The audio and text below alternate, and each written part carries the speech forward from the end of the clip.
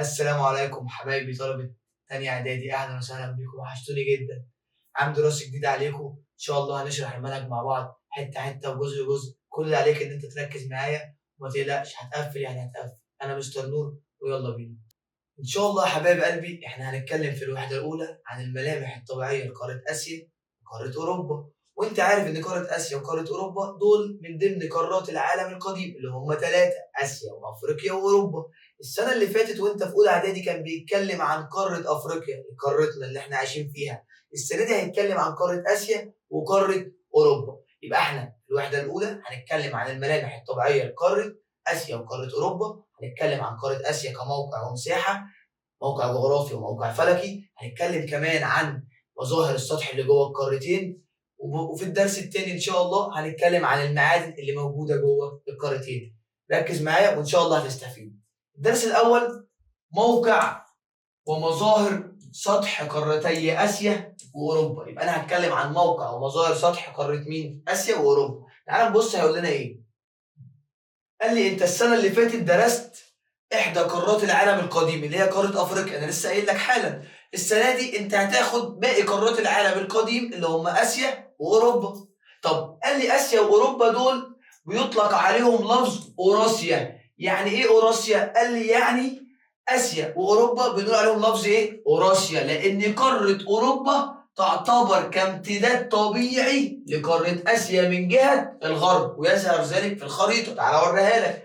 قال لي بص، انت لو جيت بصيت على الخريطه اللي عندك دي هتلاقي ان قاره اسيا اهي، وادي قاره اوروبا. فانا بشوف ان قاره اوروبا دي امتداد طبيعي يابس في يابس من جهه الغرب، يبقى قاره اسيا تعتبر امتداد طبيعي لقاره اوروبا من جهه الغرب، يبقى قاره اوروبا تعتبر امتداد طبيعي لقاره اسيا من جهه الغرب. وده اللي بيخلينا نقول عليها لفظ ايه؟ اوراسيا. لفظ ايه؟ اوراسيا. طب تعال نبص هيقول لنا ايه. قال لي انا هكلمك الاول عن قاره اسيا من حيث مظاهر السطح والموقع، بس هبدا بالموقع، والموقع هبدا بالموقع الفلكي. طب يعني ايه موقع فلكي؟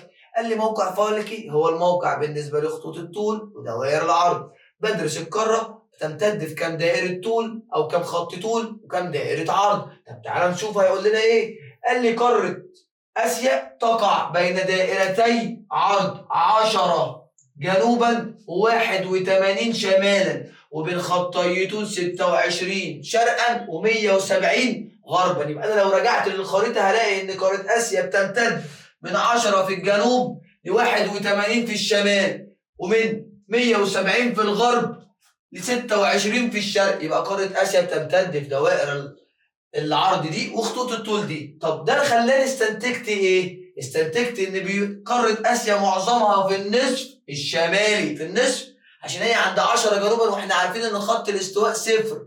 فيما بعض الجزر الاندلسيه اللي بتقع جنوب دائره الاستواء. يبقى انا اكتشفت ان قاره اسيا بتقع معظمها اغلبيتها في النصف الشمالي، ما عدا بعض الجزر الاندلسيه اللي بتقع جنوب دائره ايه؟ الاستواء. قال لي وبرضه قاره اسيا دي اكبر قارات العالم من حيث الامتداد الفلكي. عدد دوائر العرض اللي عندها وخطوط الطول مفيش قاره قدها، هي اكبر القارات، فهي اكبر القارات من حيث الامتداد الفلكي، دوائر العرض وخطوط الطول. قال لي وتمر بقاره اسيا 3 دوائر عرض رئيسيه، مين هما؟ الاستواء، وده يعتبر في الجنوب، ومدار السرطان، وده ممكن نقول عليه في الوسط. اما الدائره القطبيه الشماليه فدي في الشمال. يبقى انا عرفت ان قاره اسيا بيمر فيها 3 دوائر عرض رئيسيه: الاستواء، السرطان، وكمان الدائره القطبيه الشماليه. طب نخش بعديها على الموقع الجغرافي واعرفك بالموقع الجغرافي لو نسيه. الموقع الجغرافي هو موقع المكان بالنسبه للاماكن المجاوره اللي بتحيط بيه، سواء بقى بحار، محيطات، قارات، دول مجاوره. طب انا عندي قاره اسيا بتحيط بيها ايه؟ قال لي بص، في الشمال هتلاقي المحيط القطبي الشمالي، في الشمال هتلاقي المحيط القطبي الشمالي، وفي الجنوب هتلاقي المحيط الهندي، في الجنوب هتلاقي المحيط ايه؟ الهندي. اما في الشرق فانت هتلاقي المحيط الهادي، يبقى شمال محيط قطب شمالي، شرق محيط هادي، والجنوب المحيط الهندي. المحيط ايه؟ الهندي. طب قال لي على فكره الغرب فين؟ قلت له الغرب لوحده عشان عنده حدود مائيه وحدود بريه، مقسومه الحدود في الغرب لقاره اسيا لحدود بريه وحدود مائيه. بريه يعني يابس، ومائيه يعني بحار او محيطات. قال لي فالبريه مين؟ قلت له البريه جبال الاورال اللي بتفصلها عن قاره اوروبا اللي في الغرب. يبقى البريه حدود جبال الاورال اللي بتفصلها عن مين؟ عن قاره اوروبا اللي في الغرب. قال لي طب والمائيه؟ قلت له البحر الاحمر والمتوسط والبحر الاسود. البحر الاحمر والمتوسط والبحر الاسود. طب تمام. قال لي طب عارف ان قاره اسيا دي قريبه من معظم القارات؟ قلت له لا كلامك غلط. تعال اقول لك ايه الصحيح. افريقيا عند مضيق باب المندب تقترب من اسيا، يبقى اسيا بتقترب من افريقيا عند مضيق باب المندب. واوروبا بتقترب من اسيا عند مضيق البسفور والدردنيل. مضيق البسفور والدردنيل ما تقلقش، كل المعلومات دي هوريها لك على الخريطه حالا. امريكا الشماليه بتقترب من اسيا عند مضيق بيرنج. هتقول لي يا مستر ايه اللي جاب امريكا الشماليه جنب اسيا؟ ده انا بشوف الخريطه امريكا في الغرب واسيا في الشرق. ما هم تعتبر الكره الارضيه كوره، فلما انا هلف الكوره هلاقي امريكا الشماليه جت من ناحيه مين؟ من ناحيه اسيا. قال لي واستراليا عند بحر تيمور او تيمور، يبقى قاره اسيا تقترب من استراليا عند بحر ايه؟ تيمور. تعالى بقى اوريك كل ده على الخريطه، بس الاول هقول لك مساحه اسيا. اسيا هي اكبر قارات العالم من حيث المساحه. انا قلت لك فوق ان هي اكبر قارات العالم من حيث الامتداد الفلكي، تمتد بدوائر عرض كتير وخطوط طول كتير. لكن انا دلوقتي بقول لك هي اكبر من حيث المساحه، يبقى هي اكبر من حيث الامتداد الفلكي واكبر من حيث المساحه. قال لي حيث ان مساحتها 44.2 مليون كيلومتر او 30% من مساحه ايه؟ اليابس. يبقى اسيا اكبر القارات، 44.2 مليون كيلومتر مربع. كام في المية؟ 30%. تعالى بقى اوريك كل ده على الخريطه. ادي قاره اسيا، ووريتك انا من شويه دوائر العرض وخطوط الطول. تعالى اوريك الحدود. شمال، قال لي الشمال محيط قطبي شمالي، اما الشرق المحيط الهادي، اما الجنوب المحيط الهندي. يبقى شمال محيط قطبي شمالي، شرق محيط هادي، جنوب محيط هندي. قال لي وفي الغرب قلنا في حدود بريه جبال الاورال ومضيق البسفور والدردنيل. ومضيق البسفور وايه؟ والدردنيل. دي كل المعلومات اللي انا لسه قايلها لك في الخريطه. بص معايا برضو، ادي قاره اسيا اهي، ودي قاره امريكا الشماليه بيقتربوا من بعض عند مضيق بيرنج. عند مضيق ايه؟ بيرنج. قال لي وبرضو اسيا دي بتقترب من افريقيا عند مضيق باب المندب. عند مضيق ايه؟ باب المندب. وبتقترب من استراليا عند بحر تيمور او بحر تيمور. واخد بالك كده يا حبيب قلبي؟ المعلومات سهله وبسيطه، كل عليك ان انت تركز معايا بس. بص معايا كده يا حبيب قلبي، النقطه الجايه انا هكلمك عن الاهميه بتاعت قاره اسيا، وهعرف ان قاره اسيا عندها 3 اهميات: اهميه استراتيجيه، اهميه اقتصاديه، اهميه دينيه حضاريه. تعال نبدا بالاهميه الاستراتيجيه. اهمهم، قال لي تطل قاره اسيا على مسطحات مائيه، بتطل على مسطحات مائيه كبيره. محيط قطبي شمالي في الشمال، محيط هادي في الشرق، محيط هندي في الجنوب، وفي الغرب عندي مين؟ قال لي عندي البحر المتوسط والبحر الاسود والبحر الاحمر. دي كلها مسطحات مائيه مهمه. كمان بالاضافه لده بتشرف على ممرات ملاحيه، ممر او مضيق هقول له زي مين؟ مضيق باب المندب ومضيق هرمز، ودول طبعا عندهم اهميه استراتيجيه كبيره. طب الاهميه الاقتصاديه؟ قال لي الاهميه الاقتصاديه هقول له حاجتين. ايه هما؟ حاجتين: الموقع الجغرافي والموقع الفلكي. الموقع الجغرافي والموقع الفلكي. هقول له الموقع الجغرافي تعتبر قاره اسيا معبر رئيسي، طريق رئيسي لايه؟ لطرق التجاره البريه والبحريه، وكان عندها طريقين من اهم الطرق في العصور القديمه زي طريق الحرير وطريق التوابل. يبقى هقول له الاهميه الاقتصاديه ان قاره اسيا عندها بسبب موقعها الجغرافي بتطل او تعتبر معبر رئيسي لطرق التجاره العالميه منذ العصور القديمه زي مين؟ الحرير والتوابل. طب والموقع الفلكي؟ قال لي ده ادى لتنوع كبير في المناخ، والمناخ هينوع لي النباتات وكمان الحيوانات وكمان المحاصيل الزراعيه. فانا كده اتكلمت عن الاهميه الاستراتيجيه واتكلمت عن الاهميه الاقتصاديه. هخش بعديها على الاهميه الحضاريه الدينيه. واول ما يقول لي اهميه حضاريه هقول له قيام الحضارات على ارضها. وقاره اسيا قام على ارضها حضارات كتيره جدا. زي مين يا مستر؟ قال لي حضاره بلاد الرافدين العراق، وحضارة بلاد اليمن في اليمن، وكمان حضارة فينيقيا سوريا ولبنان، والحضارة الصينية والحضارة الهندية، ومعاهم الحضارة الإسلامية اللي قامت في شبه الجزيرة العربية تحديدا في مكة. يبقى أنا قلت الأهمية الحضارية. طب والدينية؟ تعال أقول لك الدينية. برضو آسيا تعتبر مهد للديانات السماوية الثلاث، يهودية مسيحية والإسلام، يهودية ومسيحية كمان معاهم الإسلام. وكمان مش بس كده، دي بتضم مواقع عديدة ذات أهمية دينية وأماكن مقدسة. زي مين؟ قال لي الكعبة المشرفة بالسعودية، مسجد الأقصى بفلسطين، قباد الصخر وكنيسة المهدي برضه بفلسطين. يبقى أنا عندي 4 أماكن مقدسة: الكعبة في السعودية، مسجد قبة الصخر والمسجد الأقصى وكنيسة المهد في فلسطين. كده أنا اتكلمت عن قارة آسيا من حيث الموقع فلكي وجغرافي، وكمان الأهمية ومساحتها. هخش أتكلم عن اللي أنا قلته في آسيا هو هقوله في أوروبا. قال لي قارة أوروبا دي أنا لسه قايل لك فوق إن هي تعتبر امتداد طبيعي لقارة مين؟ آسيا من جهة الغرب. يبقى هنا في آسيا أهو. يبقى شرقها مين؟ قال لي يبقى الشرق آسيا، والغرب محيط أطلنطي، والشمال زيها زي آسيا محيط قطبي شمالي. قال لي والجنوب؟ قلت له بحر متوسط. والجنوب مين؟ بحر متوسط. يبقى موقعها الجغرافي هنا شمالها مين؟ محيط قطبي شمالي. شرقها مين؟ قارة آسيا. جنوبها مين؟ بحر متوسط. غربها مين؟ محيط أطلنطي. تمام. يبقى احنا كده اتكلمنا عن الموقع ايه؟ الجغرافي. طب تعالى نتكلم عن الموقع الفلكي.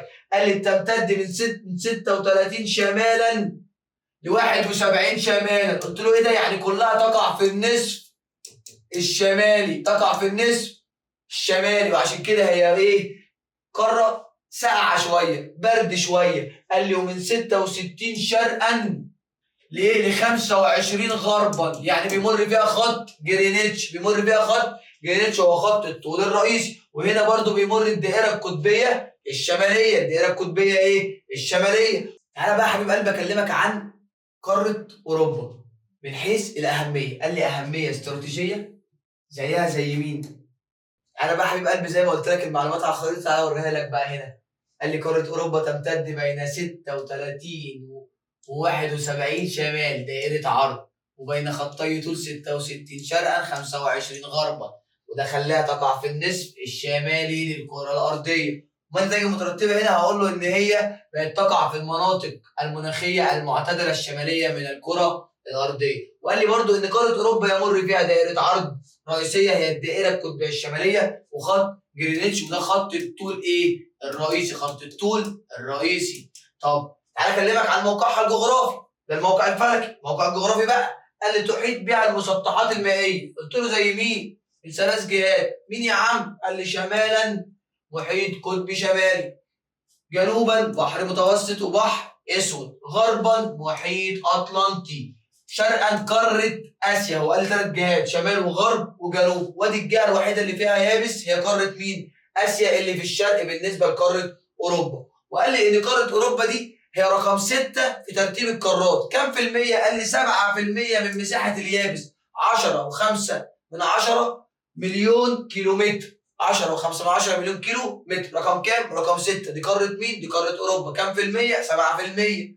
تعالى بقى نتكلم عن الأهمية. واحنا عارفين إن احنا زي ما اتكلمنا عن آسيا في الأهمية الاستراتيجية والأهمية الاقتصادية والأهمية الحضارية، لأن قارة أوروبا ما عندهاش أهمية دينية. فتعالى أقول لك بقى الأهمية الاستراتيجية بتاعت قارة أوروبا. قال لي بتطل على مسطحات مائية مهمة زيها زي آسيا، بالإضافة لإشرافها على ممرات ملاحية عن ذات أهمية اقتصادية واستراتيجية كبيرة.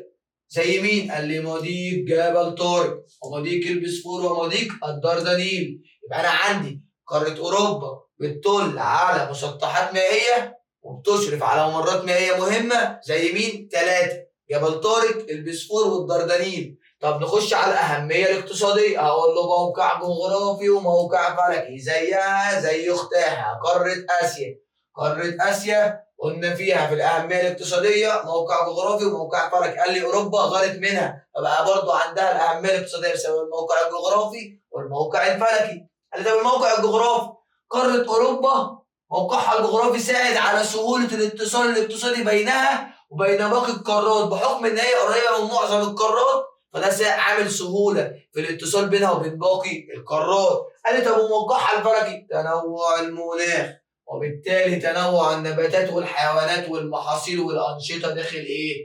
القارة. يبقى المناخ لما يتنوع هينوع لي إيه؟ النباتات والحيوانات والمحاصيل وكمان الأنشطة اللي جوه القارة. طب والأهمية الحضارية بتاعت قارة أوروبا؟ قال لي قامة الحضارات على أرضها زي مين؟ حضارة يونانية رومانية غربية حديثة. يونانية رومانية غربية حديثة، ودي اللي شهدت الثورة العلمية وإيه؟ والصناعية اللي كانت في قارة أوروبا. تمام؟ تمام. يبقى احنا كده اتكلمنا عن قارة آسيا وقارة أوروبا، موقع، مساحة، وكمان الأهمية. دلوقتي احنا هنتكلم عن مظاهر السطح اللي جوه القارتين. يعني ايه مظاهر السطح يا مستر نور؟ تعال اقول لك. مظاهر السطح جبال هضاب سهول. يعني انا همسك كل قارة واقول لك الجبال اللي فيها والهضاب اللي فيها والسهول اللي فيها واعرفك اماكنها كمان على الخريطة. اي خدمة يا عم. يلا بينا نبص كده. ادي قارة اسيا. ادي قارة مين؟ قارة اسيا. قال لي هنا في جبال الهيمالايا، اعلى جبال في القارة، اعلى جبال القارة واعلى جبال العالم، واللي فيها قمة ايفرست، اعلى قمة جبلية في العالم 8848. يبقى فيها جبال الهيمالايا اللي فيها قمة ايفرست، اعلى قمة جبلية في العالم. كام رقمها؟ 8848 متر، مرتفعة جدا جدا جدا. قال لي طب في جبال تاني؟ لا ما عنديش، مش هقول لك جبال تاني، هقول لك بقى على الهضاب. فوقها هضبة التبت اللي تعرف بسقف العالم. يعني ايه سقف العالم يا مستر؟ عشان هي هضبة وارتفاعها عالي اعلى من بعض قمم الجبال، فالعلماء اطلقوا عليها سقف العالم. سقف ايه؟ العالم. قال لي طب في هضاب تاني؟ قال لي في هضبة الدكن هنا في الهند. هضبة ايه؟ الدكن في الهند. قال لي وهضبة شبه الجزيرة العربية في الغرب. هضبة شبه الجزيرة العربية فين؟ في الغرب. طب عندي هضاب تاني؟ لا ما عنديش هضاب، 3 هضاب بس، التبت والدكن وهضبة شبه الجزيرة العربية. طب التبت فين؟ في الوسط. طب الدكن في جنوب القارة تحديدا في الهند. قال لي وهضبة شبه الجزيرة العربية فين؟ في الغرب. طب تمام. تعال نبص بقى على السهول. يبقى انا اتكلمت عن الجبال واتكلمت عن الهضاب، ناقصني ايه؟ السهول. قال لي بص السهول، عندي سهول شماليه. السهول الشماليه اوبيانس لينا، اوبيانس لينا، اوبيانس لينا، واوبيانس ايه؟ لينا، اوبيانس لينا. اسمها السهول الشماليه او سهول سيبيريا، او سهول سيبيريا. والسهول دي على فكره بتيجي في فصل الشتاء وبتتجمد وبتفقد اهميتها الاقتصاديه لان هي خلاص بقت متجمده، مش هستفيد منها باي حاجه. قال لي يبقى اوبيانس لينا سهول سيبيريا او سهول شماليه. طب وفي الشرق؟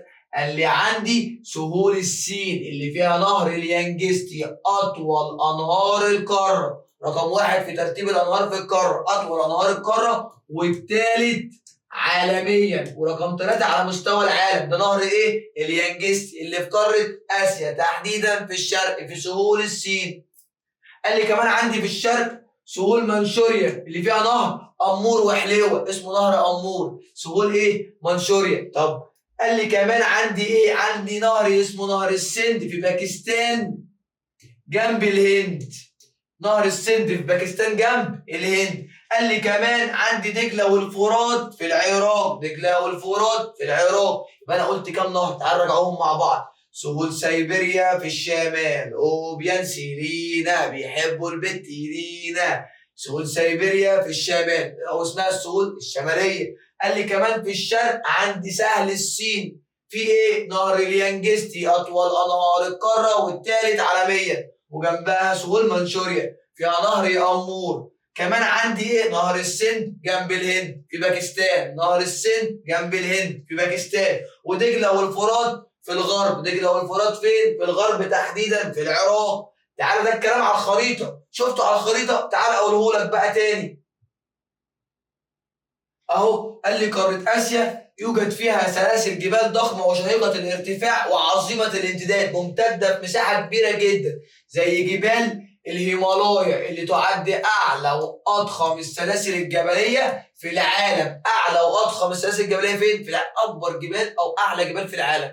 فيها قمه ايفرست بتاخد كل حاجه، مكوشه على كل حاجه. اعلى قمه جبليه في العالم 48 متر. طب دي الجبال. الهضاب قال لي فيها العديد من الهضاب المرتفعه في وسط القاره هضبه التبت اعلى هضاب العالم، لذلك تعرف بسقف العالم. قلت لك العلماء بيسموها ايه؟ سقف العالم، سقف العالم، السقف يعني. قال لي جنوب القاره هتلاقي هضبه الدكن او الدكن تشغل معظم الجزء الجنوبي من الهند. قال لي وغرب القاره هتلاقي هضبه شبه الجزيره العربيه، هضبه شبه الجزيره العربيه. قلت له يا عم الحاج طب والسهول؟ قال لي بص عندك سهول فيضيه اللي انا لسه قايلهم لك، سهول شماليه، سهول سيبيريا، سهول شماليه، سهول سيبيريا. واحنا عارفين ان السهول الفيضيه تكونت من ايه؟ من الانهار، تكونت من الانهار وكونت سهول فيضيه ايه؟ واسعه. سهول شماليه، سهول سيبيريا، اوبيانس لينا، اوبيانس لينا تتجمد مياهها في فصل الشتاء وبتفقد اهميتها الاقتصاديه. قال لي والسهول الشرقيه عندي اثنين، سهل الصين في نهر اليانجستي اطول انهار القاره والثالث عالميا، رقم 3 عالميا، وسهل منشوريا يجري في نهر امور. نهر ايه؟ نهر امور. تمام. قال لي وفي الغرب عندي دجله والفرات في العراق، دجله والفرات في العراق. قال لي والسهول الجنوبيه سهول نهر ايه؟ السند في باكستان جنب الهند، في باكستان جنب الهند. طب هل انا عندي سهول فيضيه بس؟ قال لي لا انت ما عندكش سهول فيضيه بس، انت عندك كمان سهول ساحليه. سهول ايه؟ ساحليه. قلت له طب ما انا عارف ايه السهول الساحليه دي؟ قال لي دي محيطه بالقاره على البحار او على المحيطات. فقلت له بص عندك قاره اسيا تاتي في المرتبه الاولى بين قارات العالم من حيث طول سواحلها. ليه؟ او بما تفسر او ايه السبب؟ قال لي بسبب اتساع مساحتها، مساحتها الكبيره وكثرة الخلجان والأذرع المائية، وكثرة الخلجان والأذرع المائية. طب قال لي أنت عارف إن السهول الساحلية في قارة آسيا دي ليها شوية مميزات؟ قلت له إيه المميزات بتاعتها؟ قال لي إن هي بيختلف اتساعها عن هذه السهول من منطقة لأخرى حسب اقتراب أو ابتعاد المرتفعات من المسطحات المائية. يعني لو أنا عندي سهل ساحلي قريب منه جبل أو قريب منه هضبة هلاقي السهل ده ضيق، طب لو الجبل والهضبة بعيد عنه هلاقيه متسع واسع. قال لي يبقى يختلف اتساع هذه السهول من منطقة لأخرى حسب اقتراب أو ابتعاد المرتفعات من المسطحات المائية. قال لي خد بقى تعالى أقول لك كم معلومة كده مهمين. قلت له قول. قال لي يوجد بالقارة وبالقرب من سواحل قارة آسيا عدد كبير من الجزر زي جزيرة سريلانكا في جنوب الهند. جزيرة إيه؟ سريلانكا في جنوب الهند. قال لي وبعض من الجزر المتجاورة اللي تسمى بالأرخبيل. يعني إيه أرخبيل؟ إيه اللفظ ده يا مستر؟ هو إيه اللي هو عامله ده؟ كلمة أرخبيل يا حبيب قلبي هي مجموعة من الجزر المتجاورة عملوا دولة. زي مين؟ أرخبيل اليابان أو أرخبيل اندونيسيا، وكمان معاهم ارخبيل الفلبين. يلا يا عم معلومه كمان اهي. يبقى يوجد العديد من الجزر المتجاوره زي تسمى بالارخبيل زي ارخبيل اليابان وارخبيل اندونيسيا. قال لي وانت عارف ان التغيرات المناخيه والتلوث والاستغلال المفرط ده كله بيعمل تهديدات رئيسيه للسواحل وبيؤدي لتوكل السواحل؟ قلت له اه عارف وبيحصل عندنا في اسكندريه كذا مره. تمام. يبقى انا عرفت قاره اسيا من حيث مظاهر السطح جبال وهضاب وايه وسهول، والسهول قلنا سهول فيضيه وسهول ساحليه. نفس اللي انا قلته في اسيا هقوله يا حبيب قلبي في قاره اوروبا. يلا بينا، انا ما بحبش افرق بين حد.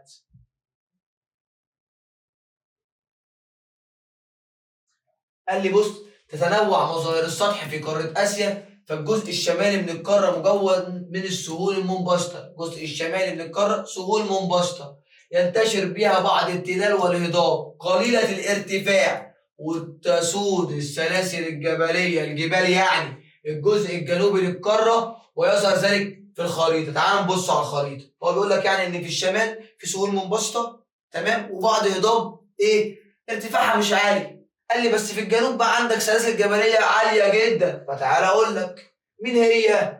قال لي بص انت عندك هنا جبال الألب، جبال الألب، وجبال الألب دي منتشره في القاره. قلت له اه. قال لي بس الدول ما بتحبش بعض، كل دوله بتعدي فيها جبال الألب بدل ما تعترف باسمها وتقول ان هي اسمها جبال الألب قالت لك لا معلش انا هسميها اسم لوحدي. قلت له يا عم ليه؟ قال لي وانا حر. قلت له طب مين يعني هيعمل كده؟ قال لي مثلا جبال الألب دي في شبه جزيره البلقان اسمها جبال الألب الديناريه. طب وفي فرنسا واسبانيا اسمها جبال البرانس. اسمها جبال ايه؟ البرانس. يبقى قال لي تعرف باسم جبال البرانس فين؟ في فرنسا واسبانيا. والألب الديناريه في شبه جزيره البلقان، وكلها اسمها جبال الألب. كلها اسمها جبال الألب. قلت له طب دي الجبال. الهضاب قال لي عندك هضبه في اسبانيا اسمها هضبه الميزيتا. هضبه ايه؟ هنا الميزيتا في اسبانيا. قلت له في فرنسا عندي هضبه فرنسا الوسطى. فرنسا الوسطى. طب دي الجبال والهضاب السهول. قال لي عندي سهل اوروبي عظيم في نهر الفولجا ونهر الدانوب. ونهر الفولجا ده اطول انهار القاره. يبقى انا قلت له ان انا عندي في الجبال جبال الألب اللي تعرف باسم ايه؟ جبال البرانس في فرنسا واسبانيا. تمام؟ وكمان شبه جزيره البلقان تعرف باسم جبال الألب الديناريه. قلت له والهضاب عند مين؟ قال لي عندي هضبه الميزيتا في اسبانيا وهضبه فرنسا الوسطى في فرنسا. قلت له حلو، فاضل لي السهول. قال لي هنبدا بالسهول الفيضيه. السهول الفيضيه عندي السهل الاوروبي العظيم، اوسع سهول فيضيه في القاره، وفي موجود فيه نهرين، نهر الفولجا اطول انهار القاره، ونهر الدانوب. نهر ايه؟ الدانوب. طب تمام، اكيد والسهول الساحليه حوالين القاره. قلت له فعلا. تعال نبص على الكلام ده. يلا بينا يا حبيب قلبي. زي ما قلت لك الجبال والهضاب والسهول على الخريطه. تعالى بقى اقولهم لك. قال لي عندي في قاره اوروبا سلاسل جبال الألب اللي فيها اعلى قمه اسمها مون بلان. مون ايه؟ بلان. 4800 متر.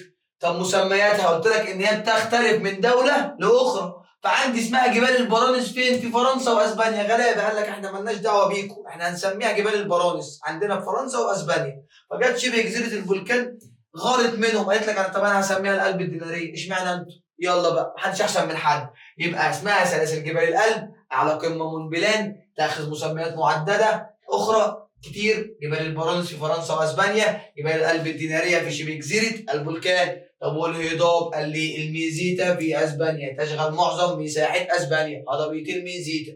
قال لي وهضبه فرنسا الوسطى في فرنسا. هضبه فرنسا الوسطى فين؟ فرنسا. انا اتكلمت عن الجبال واتكلمت عن الهضاب. نبص على السهول. قال لي انت عندك السهول ايه؟ تتنوع السهول في قاره اوروبا. مين؟ قال لي السهول الفيضيه والسهول الساحليه. قلت له ما انا عارف. هتقول لي ايه؟ قال لي هقول لك السهل الاوروبي العظيم ده اوسع او اكبر السهول الفيضيه في القاره، ويجري فيه العديد من الانهار. بس هو هيقول لك نهرين، الفولجا اطول انهار القاره ونهر الدانوب. قال لي وعلى فكره السهول دي كانت سبب في سهوله الاتصال بين اجزاء القاره وتحقيق التنميه الاقتصاديه. قال لك السهول دي كان الناس بتستخدمها زمان في التواصل والاتصال مع بعض، يقدروا يروحوا لبعض بسهوله. وكمان قال لي كمان حققوا تنميه ايه؟ زراعيه، لان هي سهول كبيره جدا وفيها انهار كتيره.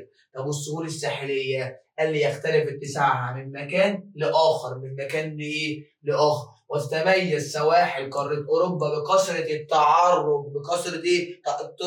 البحار عندها والمحيطات متعرجه، وده هيرتب لي نتيجه كويسه جدا مفيده للقاره اللي هي ايه؟ قيام العديد من المواني الطبيعيه. مش محتاج تعمل مواني، عندك مواني طبيعيه رباني من عند ربنا. قال لي يبقى السهول الساحليه يختلف اتساعها من مكان لاخر، وتتميز سهول قاره اوروبا بايه؟ بالتعرض. طب وده هيفيدني في ايه يا مستر؟ او هيفيدهم هم في ايه؟ قال لي هيفيدهم في قيام العديد من المواني الطبيعيه. طب قال لي عارف برضو زي ما قلت لك في اسيا ان التغيرات المناخيه بتاثر، هنا برضو بيقول لي تعد التغيرات المناخيه والتلوث والاستغلال المفرط ده من بين التهديدات اللي بتواجهها السهول الساحليه في قاره اوروبا وبيعرضها للتآكل. تمام كده يا حبيب قلبي؟ احنا كده خلصنا قاره اسيا وقاره اوروبا من حيث الموقع والمساحه والاهميه، وكمان مظاهر السطح، جبال وهضاب وسهول. موضوع سهل وبسيط، ما تحسش ان المنهج صعب. كل حاجه هتبقى بسيطه. كل عليك ان انت تركز معايا، وما تنساش تعمل شير لاصحابك وتقول لهم الدراسات اسهل مع الفيلسوف. سلام.